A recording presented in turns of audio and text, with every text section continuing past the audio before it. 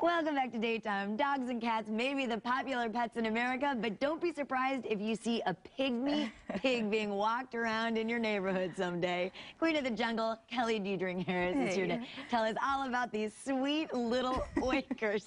Who is this? Isn't this the cutest pig? Well, this pig is unnamed. We're going to ask your viewers to help us name him. This is a miniature pig. Now, he comes to us from the Suncoast Primate Sanctuary. Somebody purchased this little piglet as a pet, thought it probably wouldn't get much bigger than a small puppy. They do, and then they dumped it at the sanctuary. Oh, no. So when you get an exotic animal as a pet, that's the first thing I tell people. I never tell people what they should and shouldn't get as a pet, but the first thing you want to do is homework. If you can't keep this animal for their entire lives, just like you would a dog or a cat, absolutely do not get them. How long do these pigs live usually? Believe it or not, 15 to 20 years. Oh, so these pigs are actually going to outlast your dog or a cat. They're very intelligent. They have the intelligence of a 3-year-old. So basically my mental capacity. You said it, not me. But basically, they're really intelligent animals. They take a lot of upkeep. You can see this is a pigsty. He eats all kinds of things, and you need to be aware of the kinds of things you need to care for these animals. Some people get them, bring them home. They don't train them. They don't realize how intelligent they are. So you can train them. Can you potty train them? You can potty train them. I will say, if you know what you're doing and you're doing it right, they can be kind of a cool little unique pet. Okay. You just want to make sure that you've given them the right diet, that you've trained them properly, just like a dog or a cat. And again, there's so much information out there available to us. Absolutely do not purchase an animal, or if your children want to get something, make sure they learn about it first. Can I squeeze him? You can pick him up. I can pick him up? Okay, so this is, no, he doesn't mind it? He's pretty used to that. Now, one of the things... That's not my belly. Let me put my mic down there. That's what my baby sounds like, and I'm not making that up. Oh, that's hilarious. Oh, how sweet. Now, one of the problems when animals... Smells like a pig. Yes, he does smell like a pig. What do you expect? One of the problems when animals are dropped off at sanctuaries is, of course, sanctuaries like the Suncoast Primate Sanctuary are going to care for this animal for the rest of their lives. However, they haven't budgeted for this animal. They haven't budgeted volunteer time for this animal. So when animals are just dumped at sanctuaries, yes, that's better than just releasing them into the wild. However, those sanctuaries now have to care for him. He's going to have a couple $100s worth of neutering expenses.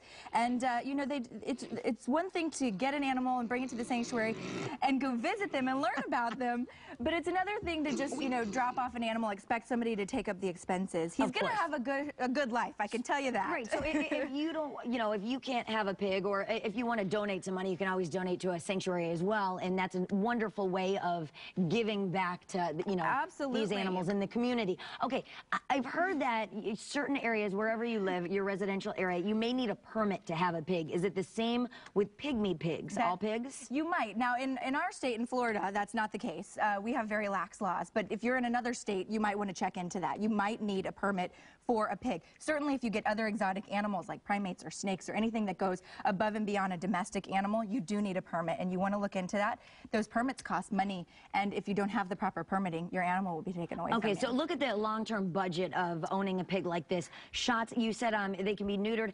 Would it have, like flea spray, that kind of thing? Is it going to be like caring for a dog or a cat? All of the above. Everything you just mentioned. Shots, skin care, care for everything on this animal is going to cost, I would say, several $1,000s. It's just like having a dog or a cat. Okay, speaking of, if you want a pygmy pig or any other kind of pig, and you already own a dog or a cat, how do these animals get along with other animals? That is a great question. They're pretty sociable. So as long as you have dogs or cats that get along with other animals, they're going to get along with your pig, as long as they have that proper temperament. It depends on animal to animal. It depends on the training that you put into it. It depends on the time. Don't expect to bring home a miniature pig and just set it free with your dogs and cats. There's going to be issues. So you've got to train it. Do your research, and also you can do introductions if you're going to a shelter that has pigs. You can introduce your animals. Absolutely. If you feel like this would make a good pet for your family and you've done your research, you can bring your animals to make sure that they all socialize well together.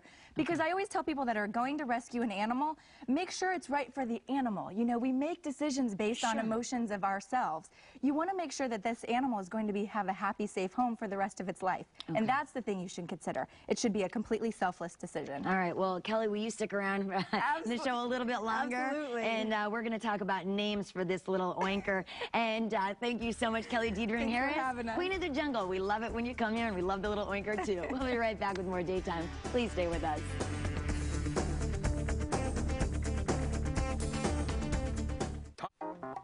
right, everybody, the queen of the jungle over here, Kelly Diedring Harris, is joining us with her favorite little oinker.